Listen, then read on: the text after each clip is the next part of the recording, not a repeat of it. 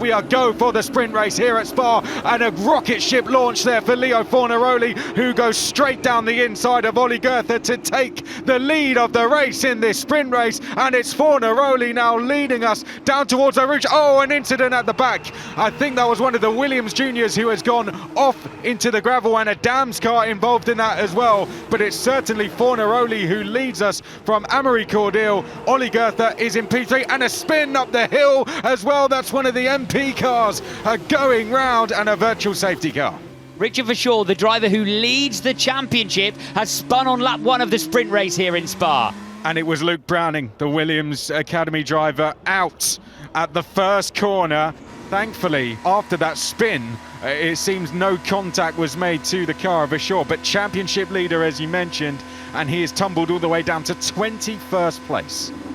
So Crawford manages to clear the runoff area and continue. Browning gets stuck, and they're just sandwiched on the outside of La Source. It looks like Verschoor was involved as well. I think here's going to be the contact. So Verschoor doesn't realise then. It's the textbook not realising you're 3 wide on the apex for Richard Verschoor. And so there's contact there. Maybe then damage as Verschoor turns into Eau Rouge, and the car just lets go on him in the mid-corner. So Verschoor, it seems, will be out. And that is the moment we all held our breath, but thankfully great avoidance from all the drivers around him to get by the Orange MP championship leader of Richard Verschoor.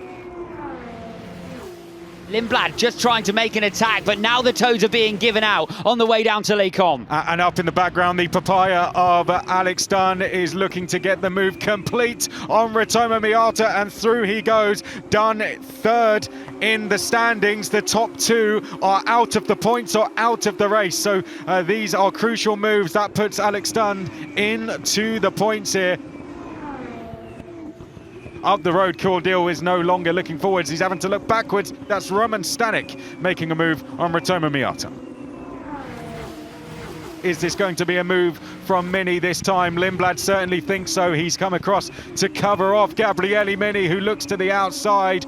These two fighting with each other in Formula 3 this year, and they're continuing it now in Formula 2.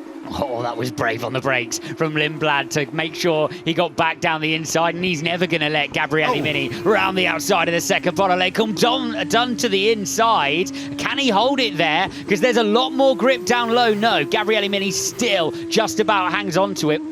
And this is the moment for Goethe. Absolute monster with his arms twisted in the cockpit trying to catch the car, and he did really well to hold on to first the car and second the position down towards Les Combes.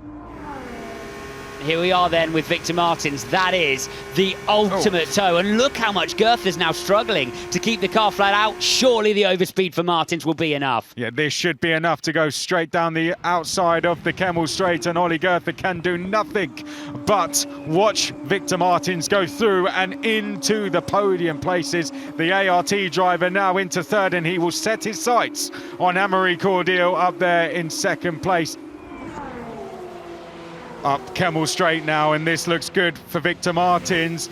He's put himself in a very good position through the first few corners. Are we about to see that ART pop out and go down the outside? I think we are. He's going to take it all the way round the outside at Les Combes. That's brave stuff. Oh, but there's contact with Amaury Cordeel, who's off into the gravel and into the barriers and out of the race. The Belgian driver on home soil is not going to get his first podium. He's out of the race. So Victor Martins is going to get all the way around the outside here. He's aligned on the outside of the corner. He deserves to be there from that point. Cordeel just cannot keep the car in and washes into him. You cannot lay any blame at the door of Victor Martins, unfortunately, for that one. This will mix things up. Of course, the gap between Fornaroli and Martins depletes, so any work he had to do to close that goes. It bunches the field up, but it also means the reds are going on. The soft tyres are going on. Some of the drivers, look how many have boxed. Pretty much everyone except for 5 drivers. Fornaroli, Martins, Goethe, Mini and Shields have continued. Everyone else have gone. Campos Racing get it to work, and it's a slow stop to them. Yeah, and that's going to lose some places. Yeah. Slow stop from Lindblad, who's settling all the way, toppling down the field. So those soft tyres will be much colder. They've only done a lap to the back of the pack at safety car speed, but surely the differential in grip's going to be huge when they get going. Side by side for third place. In the meantime, Mini has the toe of Martins, and that should help him go around the outside of Goethe. It does, and Marty's already ticked off a place. He's gone by Kian Shield, so has a clear view now to Ollie Goethe ahead as they head towards the Brussels hairpin. Fornaroli just has to hope that he has difficulty getting by the likes of Goethe and Mini, because look at this. Stanek is going through. Alex Dunn is going through as well. Around the outside, he sweeps round Kian Shields. Here comes Dunn down the inside of Roman Stanek. Big lunge from the Irishman, and he's through. Alex Dunn makes a place on Roman Stanek. That could be crucial. Pepe Marti is now just up the road. That could be the driver he's fighting for in the lead later in the race. Leo Fornaroli, new fastest lap. Oh, and down the inside there goes Alex Dunn on Pepe Marti, and they'll now be side by side heading down to Eau Rouge. Alex Dunn versus Pepe Marti, both on those soft tyres, but Alex Dunn happy to allow him through and get that DRS down Kemmel Straight. And that battling's going to cost them. They don't need this. The soft tyre guys, they need to make it through if they possibly can. It's now going to be Roman Stanek who's going to have the opportunity on the McLaren Junior. Oh, we're going to go 3 wide into Les Combes. We almost were, and Alex Dunn now going to be punished for that. He's going to have Roman Stanek go around the outside. But as you say, Alex, they're hindering each other here, because this is just allowing those ahead to break away. And we've got a Trident stopped on the road. There, Sami Megatunov has stopped down the Kemmel Straight, so yellow flag is out. This battle continues on. Pepe Marti still unable to make that move on Ollie Goethe. Yeah, I think you're exactly right. There we go. Full safety car, and that will effectively be that.